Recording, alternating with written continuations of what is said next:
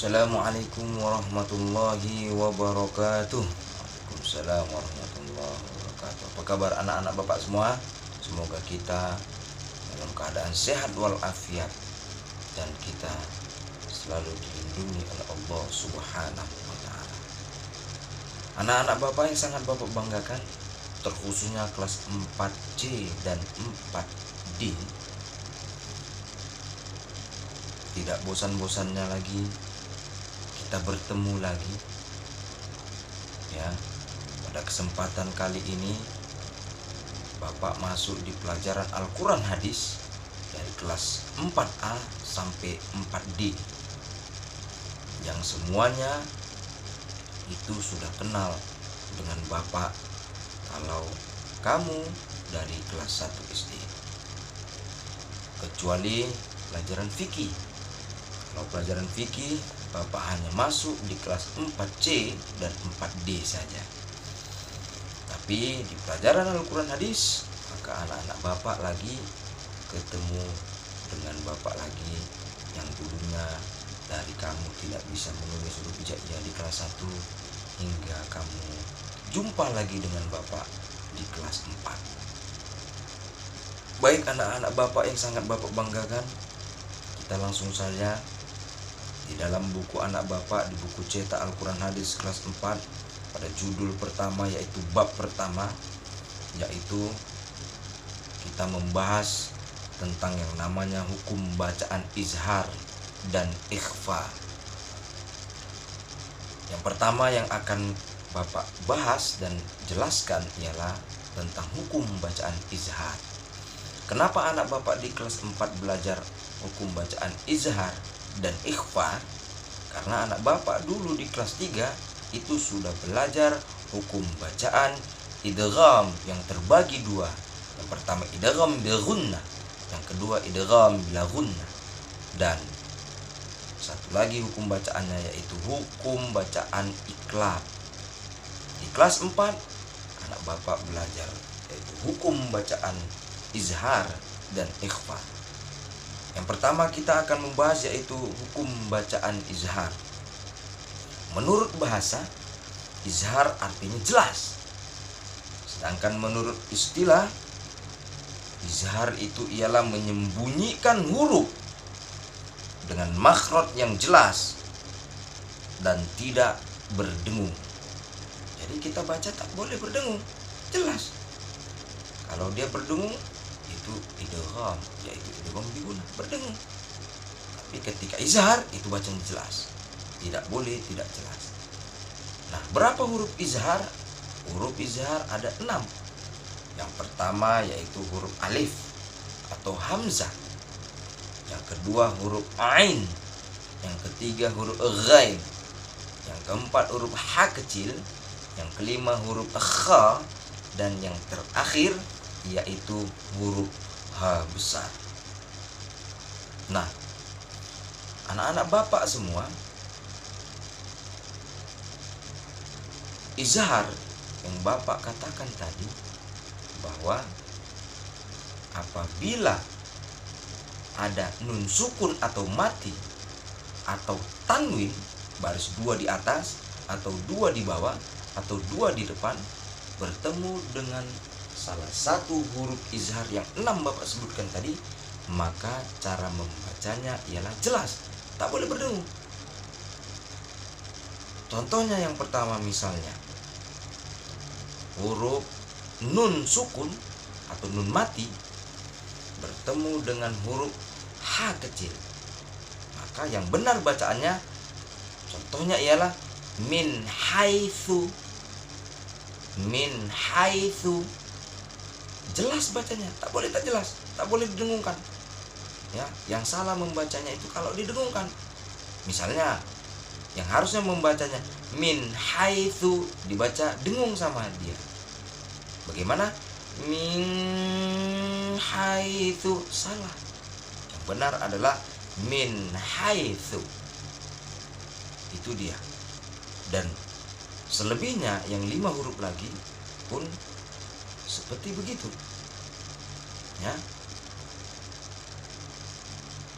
Contohnya ialah ketika tanwin, ya, ketika tanwin berjumpa dengan huruf izhar yang 6, ya. Contohnya ialah ainin aniyah, ainin aniyah, ainin aniyah. Ada huruf tanwin 2 di bawah barisnya berjumpa dengan huruf hamzah atau alif, maka membacanya yaitu ainin aniyah. Itu dia anak Bapak. Selanjutnya kita akan beralih kepada yaitu hukum bacaan ikhfa, ya. Hukum bacaan ikhfa, ya. Apa itu ikhfa? Ikhfa artinya yaitu samar-samar. Jadi bukan kayak izhar. Izhar harus jelas.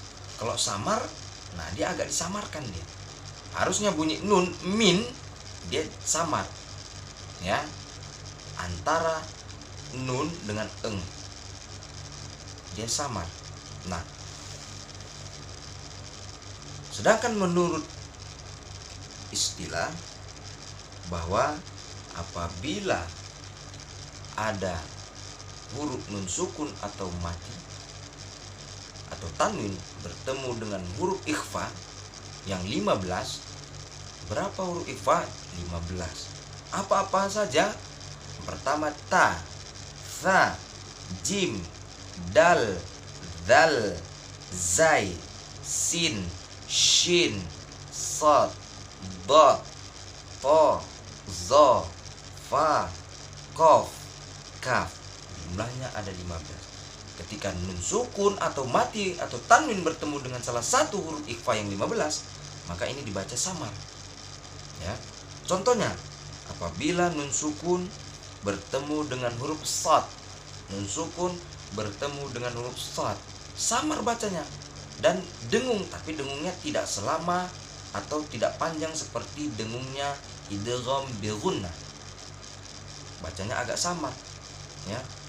Kalau idgham bi gunnah tetap berdengung, dan itu dengungnya panjangnya lebih lama daripada dengungnya huruf ikhfa. Contohnya huruf nun bertemu dengan huruf sad. Contohnya yang Bapak bacakan, an salatihim, an salatihim. Jadi ada dengung, walaupun samar bacanya, agak eng dia. An salatihim. Nah, Bapak yang sudah kelas 4 dan sudah bisa membaca Al-Quran, ini harus sangat diperhatikan bacaan Al-Quran, ya. Ketika nun bertemu dengan huruf sad yang Bapak baca tadi, maka bacanya huruf ikhfa. Bacanya ikhfa, yaitu samar dan didengungkan. Bukan seperti izhar, jelas bacanya. Jadi tak boleh anak Bapak membacanya an salatihim, an salatihim, salah. Yang benar adalah an salatihim. Nah, itu kalau dia nun sukun bertemu dengan apa? Dengan huruf shad. Nah, selanjutnya anak Bapak kasih lagi satu contoh ketika tanwin bertemu dengan salah satu huruf ikhfa yang 15. Ya. Contohnya tanwin baris 2 di atas atau fathatain bertemu dengan huruf ta. Contohnya akan Bapak bacakan, baldatan thayyibah, baldatan thayyibah. Jadi ada baris 2 di atas atau tanwin bertemu dengan huruf ta, maka dibaca baldatan thayyibah. Dengung dia, tak boleh tidak berdengung, atau dia baca samar, tidak boleh bacanya jelas. Baiklah, pada kesempatan kali ini itu saja yang bisa Bapak jelaskan. Sebelum yang terakhir, maka anak Bapak nanti bisa mengerjakan latihan atau tugas pada halaman 3. Yang paling bawah di situ ada yaitu surah Al-Ghasyiyah. Yang menjadi tugas anak Bapak, silakan cari dan keluarkan ya hukum bacaan izhar. Berapa? 5 saja. Apakah surah Al-Ghasyiyahnya ditulis? Tidak usah. Anak Bapak langsung cari hukum bacaan izhar di dalamnya, cuma 5 saja. Kalau dapat, tulis sampai 5 dan tidak boleh sama. Nah, ini saja latihan dan tugas anak Bapak. Nantinya di buku tulis dikerjakan sebagai latihan anak Bapak di rumah.